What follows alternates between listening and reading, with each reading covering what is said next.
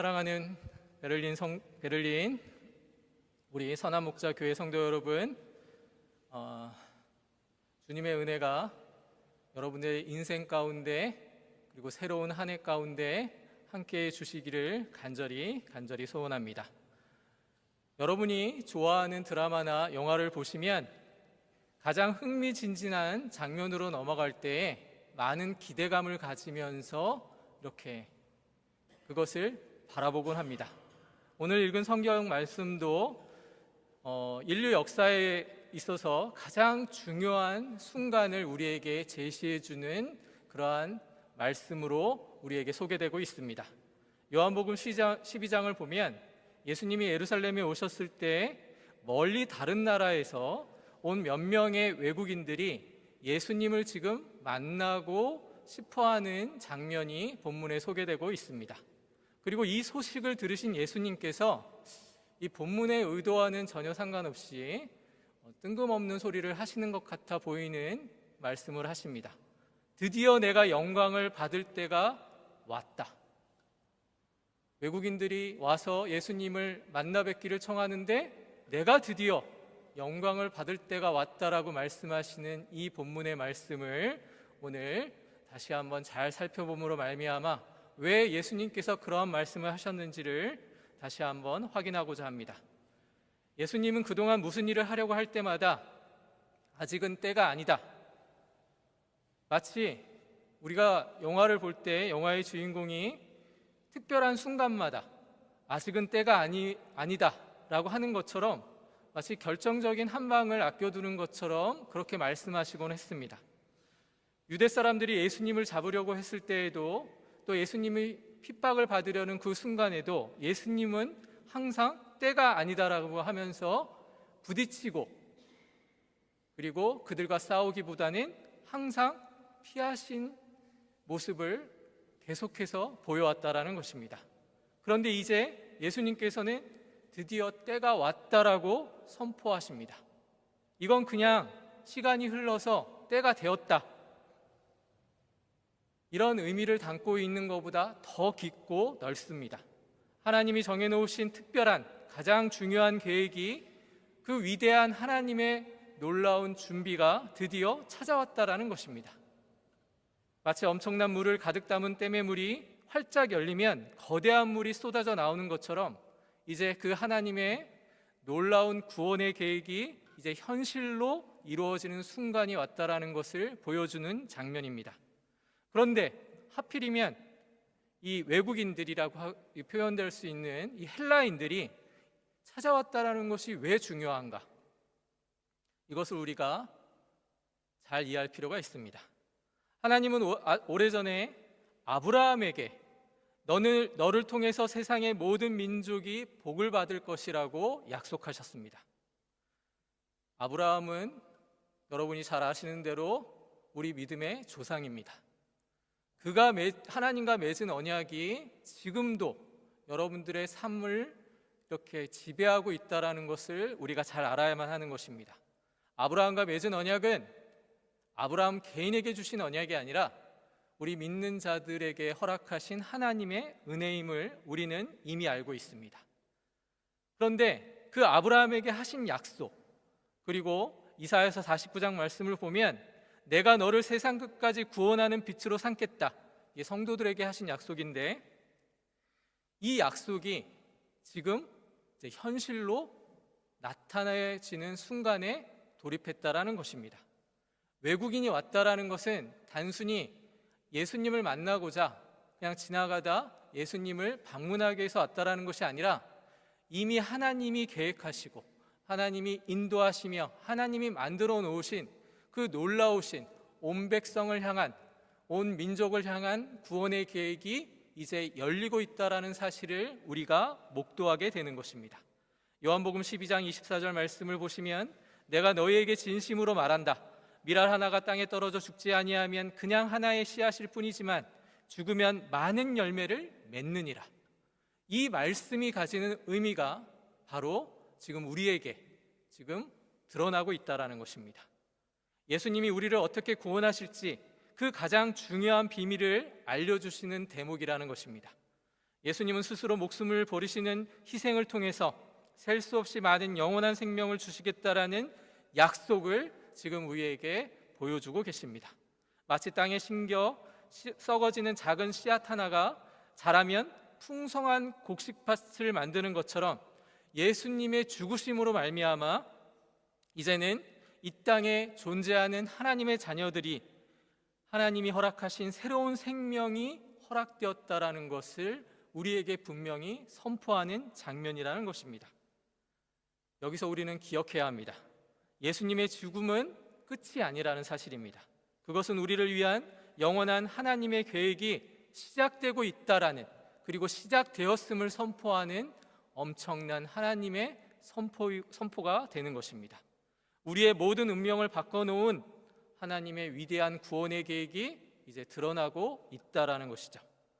예수께서 대답하여 가라사대 인자의 영광을 얻을 때가 왔도다.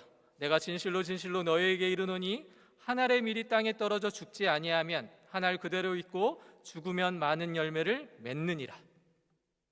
우리는 요한복음의 말씀을 통해서 이미 예수님이 자신이 선한 목자요 부활이요 생명이라 말씀하신 것을 확인했습니다.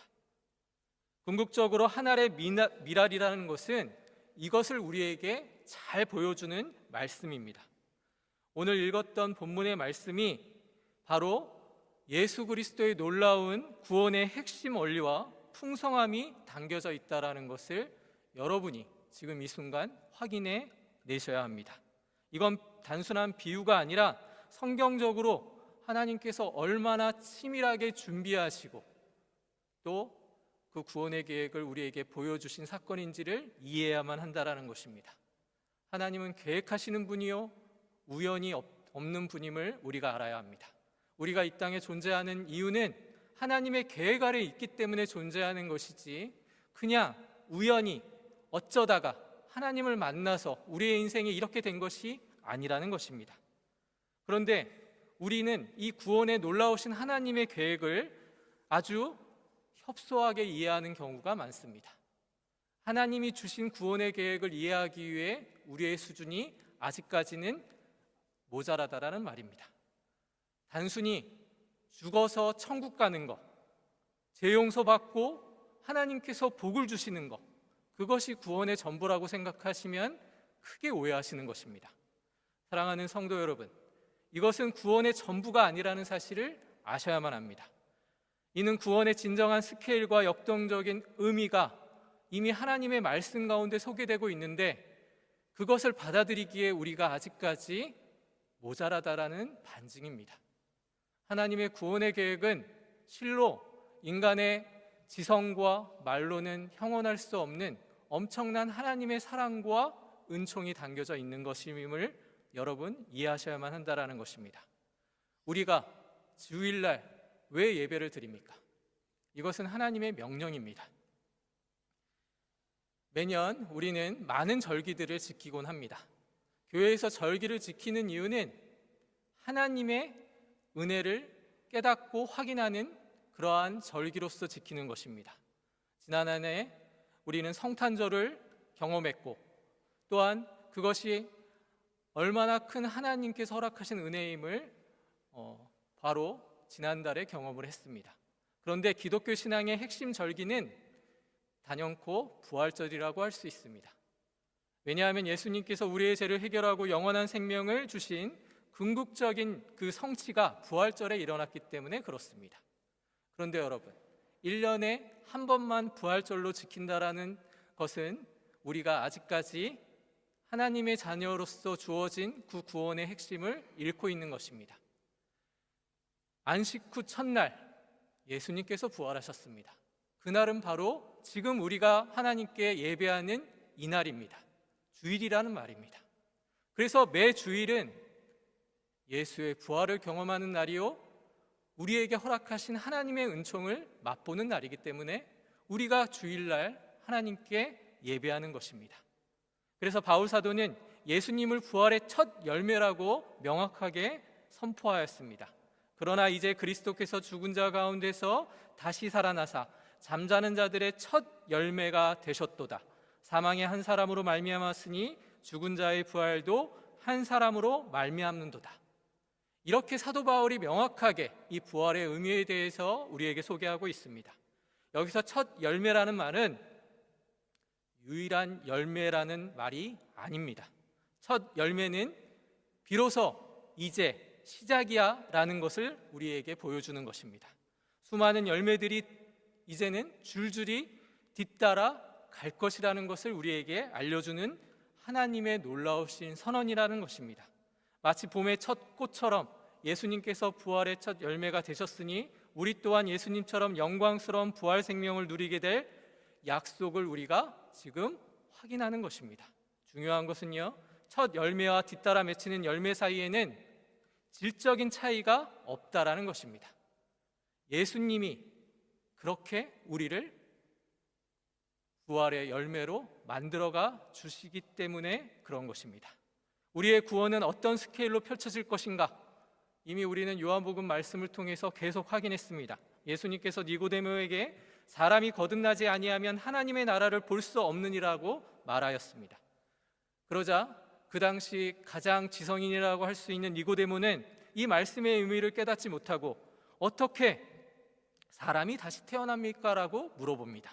그것이 우리의 현실이요 우리의 실존입니다. 그래서 예수님은 물과 성령으로 거듭나지 아니하면 하나님의 나라를 들어갈 수 없다라고 말씀하셨습니다. 물과 성령으로 거듭난다라는 게 뭡니까? 여러분, 이 자리에 계신 분들 중에 대부분은 세례를 받으신 분들입니다. 그것이 바로 물과 성령으로 거듭났다라는 외적인 표지입니다.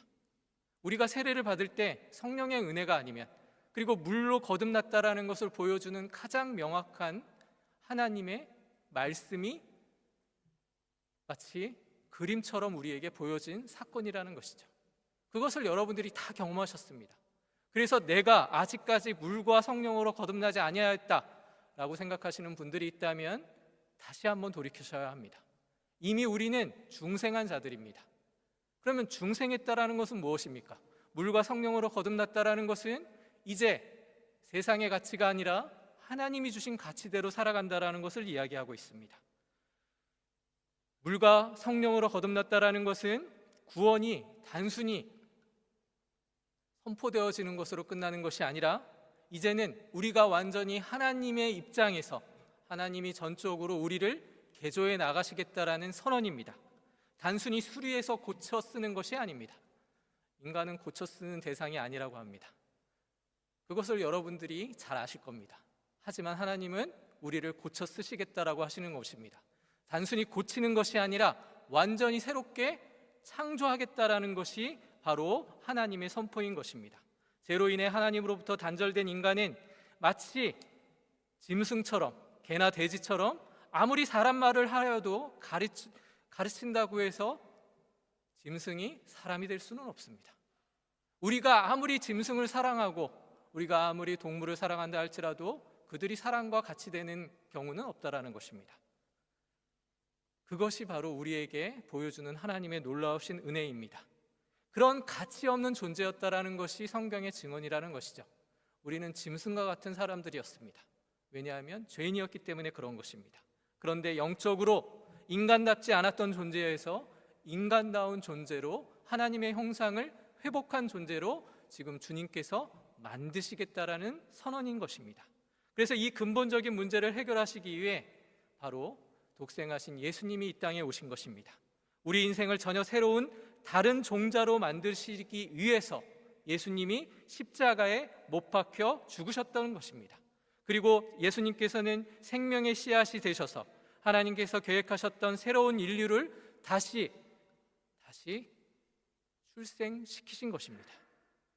이것이 오늘 본문에 읽었던 한 알에 썩는 밀알에 담겨져 있는 하나님의 놀라운 우주적인 비밀이라는 것입니다. 지금 이 자리에 계신 분들은 그런 존재라는 것을 믿으시기 바랍니다. 그런즉 누구든지 그리스도 안에서 새로운 피조물이라 이전 것은 지나갔으니 보라 새 것이 되었도다. 이 선언이 여러분들과 상관없는 선언이 아니라 바로 여러분들에게 하신 하나님의 말씀이라는 것입니다. 이전 것은 지나갔고 나의 짐승과 같은 상태에서 하나님께서 예수 그리스도의 공로로 말미암아 우리를 새롭게 완전히 창조하셨다라는 선언입니다.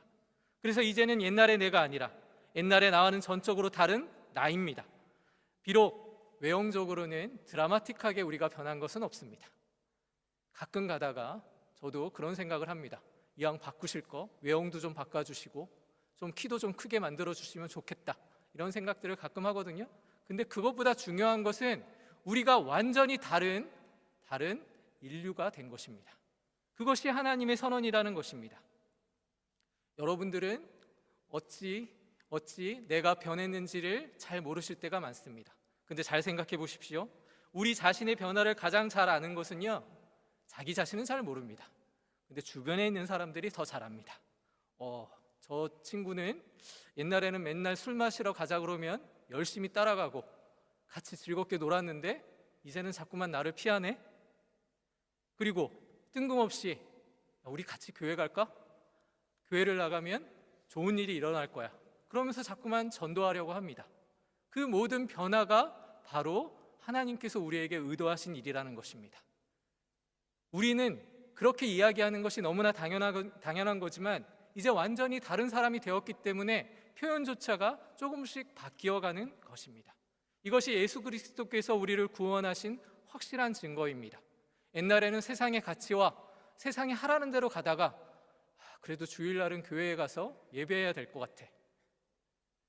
엄청난 변화인 것입니다. 세상은 이런 가치를 모르고 있기 때문에 계속해서 하나님께 예배하는 것을 잊어버리고 있는 것입니다. 로마서에도 분명히 이렇게 기록되어 있습니다. 죄의 대가는 사망이지만 예수 안에 있는 영생은 우리의 노력과 상관없이 하나님의 선물이라고 표현하고 있습니다. 여러분은 이미 선물을 받은 자임을 믿으시기 바랍니다. 근데 그 선물의 가치가 인간이 생각할 수 있는 가치가 아닌 엄청난 선물이기 때문에 우리가 그걸 모르고 있는 것입니다. 하나님 자체를 선물로 받았다라는 것이 얼마나 큰 은혜입니까? 그런 하나님의 은혜를 받은 자가 바로 이 자리에 계시는 자신임을 믿으시기 바랍니다. 로마서 8장 29절에 예수님께서 그리스도의 형상을 본받게 하시려고 예정되었다라고 말씀하십니다. 그러면서 예수님이 맏아들이라는 표시를 하고 계시거든요.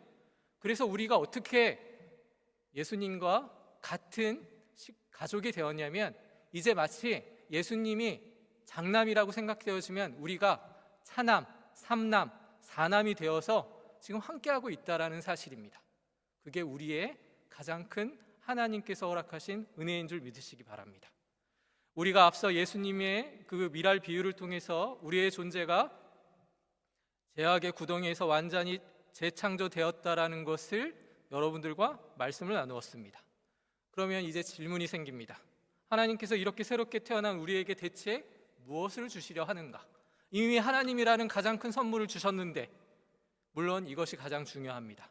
베드로후서 1장 3절 말씀을 보시면 그의 신기한 능력으로 생명과 경건에 속한 모든 것을 우리에게 주셨으니라고 선포하고 있습니다.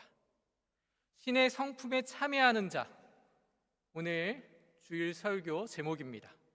근데 이것은요, 단순히 제사함만 주신 것이 아니라, 여러분 세종대왕 잘 아시죠?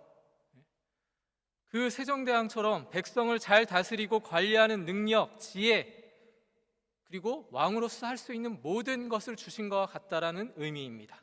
우리가 하나님을 경외하고 참된 생명을 살아가는 데 필요한 모든 자원과 능력을 주셨다라는 말입니다.